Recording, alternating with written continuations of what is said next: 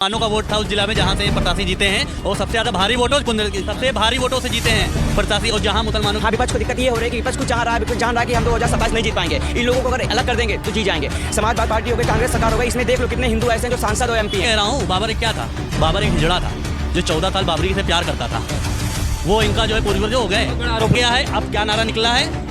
क्या मुलायम काशी राम, सब बोलेंगे जय श्री राम। तो जय श्री राम। अब जो सांसद थे वो तो वहाँ फैजाबाद से थे, वो अयोध्या से ही कहा। और हार जीत एक प्रकरण है। आज आप जीते, कल हम हारे, या कल आप हारे हम जीते। टाइम पे आप जिस तरीके से वहाँ पे जीते हैं ना, भारतीय जनता पार्टी इतनी बम्पर तरीके से वहाँ से जीत के आएगी कि शायद आपने सपने में भी नहीं सोचा होगा। आपको उखाड़ के वहाँ की जनता ऐसे नकारेगी, ऐसे भगाएगी कि आपके साथ उससे याद रखेंगे। नेशनल अयोध्या मैं हूँ लखनऊ के दारुल सफा पे। कांग्रेस और समाजवादी पार्टी में क्या मुसलमान पार्टी बनने की होड़ लगी हुई, जैसा कि जनता में या पक्ष आरोप लगा रहा है कि होड़ लग गई है कि कौन सबसे बड़ी मुसलमानों की पार्टी है। सबसे बड़ी पार्टी हम कौन मुसलमानों का सबसे बड़ा हितैषी है? देखिए, मुसलमानों का सिर्फ चाहे वो कांग्रेस हो चाहे वो सपा हो, उन्होंने हमेशा यूज़ किया है।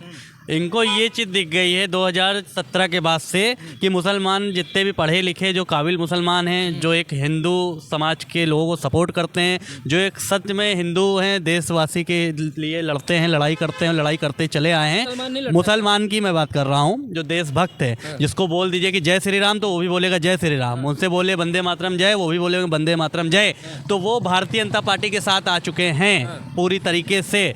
समाजवादी पार्टी हो चाहे वो कांग्रेस की पार्टी हो, इन सबको अब इनके वोट बैंक टूटते हुए नजर आ गए हैं कि बिथड़ गए हैं। मुसलमान छिटक रहा है, आपको लग रहा है इन लोगों से? बचे कुचे जो थे उपचुनाव में रिजल्ट दिख गया। आपको लग रहा है कि उपचुनाव में दिया है मुस्लिम पक्ष? उपचुनाव में 110% दिया है। 65% मुसलमानों का वोट था उस जिला में जहाँ से प्रत्याशी जीते हैं और सबसे भारी वोटों से जीते हैं प्रत्याशी। और जहाँ मुसलमानों की आबादी ज़्यादा है, आप सोच लीजिए कि पूरे 65% पूरे वोट गए हैं भारतीय जनता पार्टी के पक्ष में। यानी मुसलमान जो है बीजेपी के साथ जुड़ रहा है, इसलिए विपक्ष में खलबली है कि कहीं मुसलमान हमसे छिटक ना जाए, वही बचा है उनको। मुसलमान अब जागरूक हो चुके हैं, अब वो सही कदम पे, नक्शे कदम पे चल रहे हैं। जो भारतीय जनता पार्टी का नारा है सबका साथ सबका विकास सबका विश्वास, तो वो नहीं दिखा विकास। और उसके बाद 24 में क्यों नहीं दिखा विकास उनका? क्योंकि देखिए, विपक्ष का जो एक जुमला चल गया था, अफवाह उड़ा दी गई थी कि भारतीय जनता पार्टी अफकिल जीतेगी तो सबलान बदल देगी।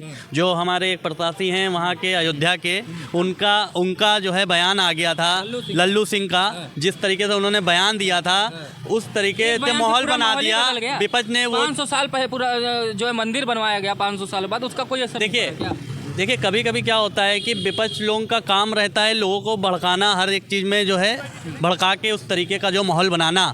तो उन्होंने वहाँ पे किया, भड़काने का काम किया। उन्होंने बयान भी दिया था, भड़काऊ बयान भी है। बयान में मैं कोई वो नहीं करूँगा, गलत नहीं। हाँ, बयान उनका जो भड़काऊ बयान है। पूछ लेते हैं क्या लग रहा है कि सबसे बड़ी मुसलमानों की पार्टी कौन है? कौन दिखाने की कोशिश? मुसलमानों की सबसे बड़ी पार्टी कांग्रेस है। क्योंकि कांग्रेस में अक्सर यही होता है कि हम सबको अलग अलग करके काटा जाता है। काटने का मतलब ये है कि हर तरफ से वो लोग करते हैं कि एक रहो नेक रहो।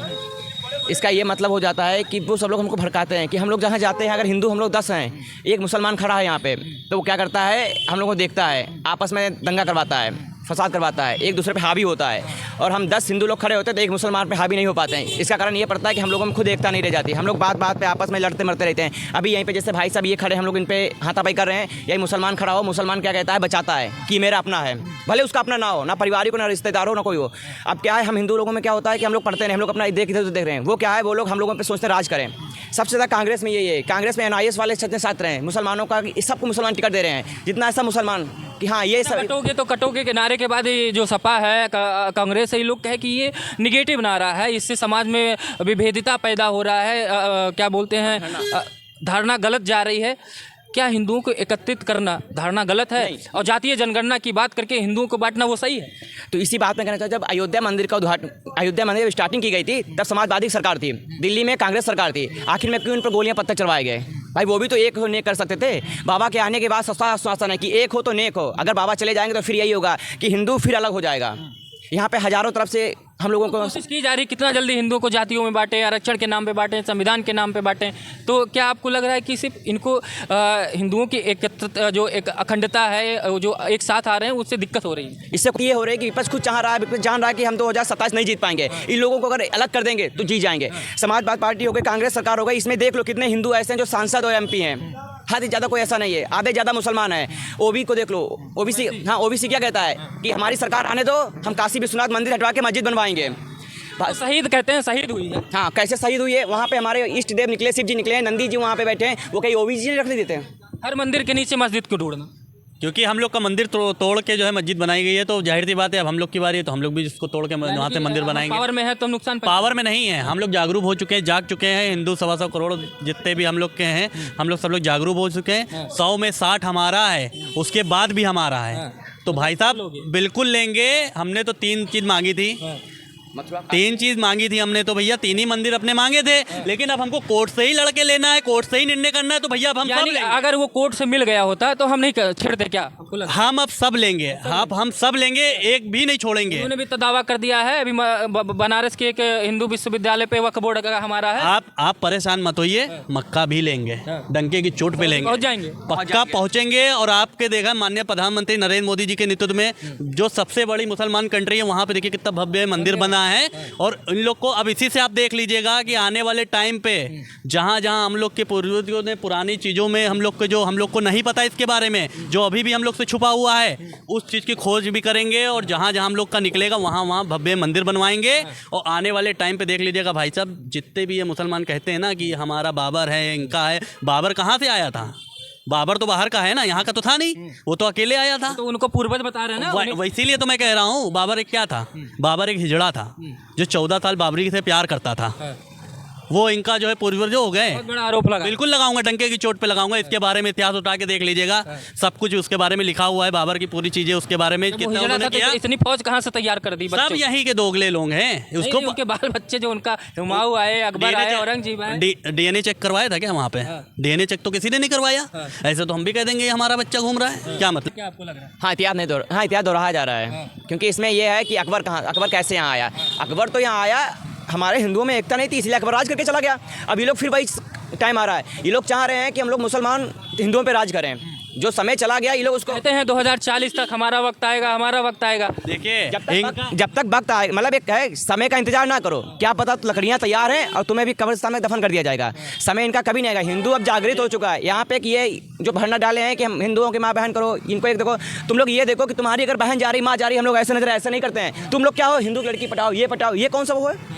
अगर हिंदू लड़की उधर जा रही, हम लोग लड़कियों के, उनकी महिलाओं का सम्मान करते हैं, वो नहीं करते। हम लोग उनकी महिलाओं को सम्मान करते हैं, उनको नजर उठा के तक नहीं देखते हैं। अगर वो जा रही है तो लोग साइड दे देते हैं। और वो क्या करते हैं, हमारी अगर माँ बहन जा रही है, अगर ऑटो में बैठी है, अगर वो बैठे हैं तो ऐसे टच करेंगे, ये करेंगे। ये कौन सा वो है?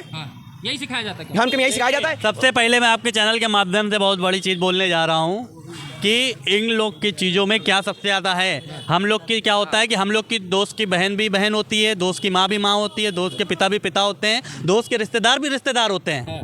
इन लोग में क्या होता है, खाला जान, अप्पी जान। अच्छा, जान लग जाता है, समय जान लग जाता है भाई सही है भाई, खाला जान, अप्पी जान, सब जान।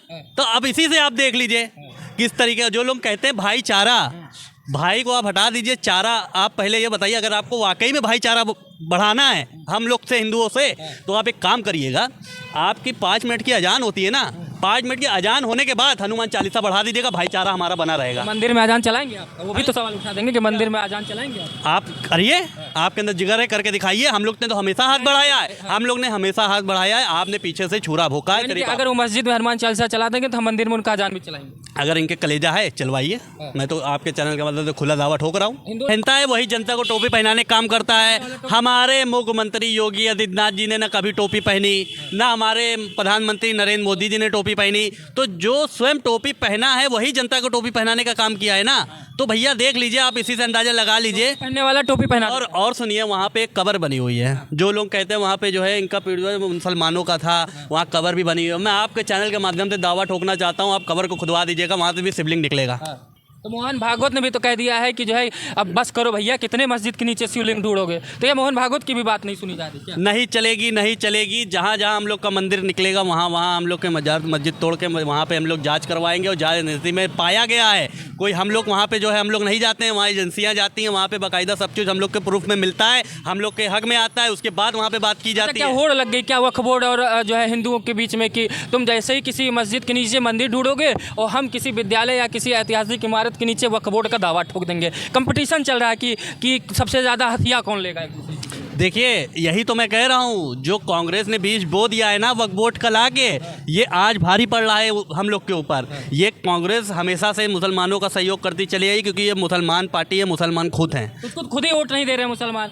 उपचुनाव में जो अंडे सीट पे लड़ी है, कहाँ अस्तित्व बचा उसको? तो कौन सी पार्टी हुई बन के? देखिए वही तो मैं कह रहा हूँ, भारतीय जनता पार्टी का नारा जो रहा है वो मुसलमानों ने देख लिया है। वो जागरूक मुसलमान है, वो आज हम लोग भारतीय जनता पार्टी के साथ जुड़ चुके हैं और काफ़ी बढ़िया। वो भारतीय जनता पार्टी सबका सम्मान करती है, चाहे वो नेता MLC बने हैं, हर एक चीज़ में भारतीय जनता पार्टी सपोर्ट करती है। वो किसी की नहीं देखती कि ये ठाकुर है ठाकुर ही बनेगा। हम लोग का नारा ही यही है, सबका साथ सबका विकास सबका विश्वास। तो माननीय प्रधानमंत्री जी के जो नारा पे वही कार्यकर्ता भी उसी पे काम करता है, बड़े नेता भी काम करते हैं। और रही बात विपक्षों की, विपक्ष का काम है सिर्फ हल्ला मचाना। राहुल गांधी जी ने अभी हाल ही में बोला था कि जो है हिंदू हिंसक होते हैं। वो पहले अपना स्वयं इन्होंने क्लियर ही कर दिया कि वो हिंदू है ही नहीं। जो हिंदुओं पे टिप्पणी करता है वो हिंदू है ही नहीं, इसका मतलब हिंसक बोल दिया इन्होंने। बस सब हिंदुओं को जो है पीड़ित किया है अपने बयान से। तो उनके लिए मैंने चौपाई लिखी है। चौपाई में मैं आपके चैनल के माध्यम से जनता को बताते हूँ। रामचंद्र कह गए सिया से ऐसा कलयुग आएगा, रामचंद्र कह गए सिया से ऐसा कलयुग आएगा। माँ बाप करेंगे चर्च में शादी, बेटा ब्राह्मण कहलाएगा। एक डाल पे उल्लू बैठा एक डाल पे तोता, ब्राह्मण बन के घूम रहा है फिरोज खान का पोता। तो आप बिल्कुल बनाया है। जब हर हिंदुओं बोलोगे, यहाँ पे जितने हिंदू हैं सब आपके खिलाफ बोलेंगे और डंके की चोट पे बोलेंगे। किसी के माइक के लागे इतनी हिम्मत नहीं है जो हम लोग को बोलने से रोक ले। उस जो जमाना लग गया 2014 का पहला, कि हम लोग बोल भी नहीं सकते थे, अपने फोन पे स्टेटस नहीं लगा सकते, जय श्री राम का स्टेटस नहीं लगा सकते थे। भाई साहब इतनी दहशत रहती थी 2014 से पहले। अब खुल के बोलते हैं कि हम हिंदू जय श्री राम खुल के। मुलायम सिंह की और काशीराम जी की, तब हाँ उनके जय श्री राम। तो उनका एक नारा यही निकला था जब इन लोग गठबंधनों की सरकार बनी थी, तब उन्होंने एक नारा दिया था, मिले मुलायम काशीराम हवे में उड़ गए जय श्री राम। तो उस समय एक व्यक्ति ने कहा था कि हम हिंदुओं में कमियां हैं, हम हिंदू एक नहीं है, इसलिए आज ऐसा हो रहा है। लेकिन आज वो दिन चला गया है। अब क्या नारा निकला है? क्या मुलायम काशीराम सब बोलेंगे जय श्री राम। तो जय श्री राम अब हमको बोलना पड़ेगा। बिल्कुल ये नारा चलेगा, क्योंकि इन लोगों ने जो किया है वही इन पे दोहराया जाएगा। यानी कि आपके हिसाब से देखा जाए बस इन दोनों में होड़ लगी है कि कौन मुसलमानों को ले जाए। हाँ, इनमें सब यही चीज़ इनकी एक ही कहावत है कि ये लोग हम लोगों को तोड़ना चाह रहे थे, आज ये खुद टूट रहे हैं। 80% वालों को तोड़ना चाह रहे थे, 20% वालों को यूनिट करना चाह रहे थे, लेकिन उल्टा हो जा रहा है। हाँ, क्योंकि सदन में राहुल गांधी और अखिलेश यादव ने बोला था कि भाजपा अयोध्या से हार गई है। मैं अखिलेश यादव और राहुल गांधी से पूछना चाहता हूँ कि भाजपा से अयोध्या लड़ी कब थी?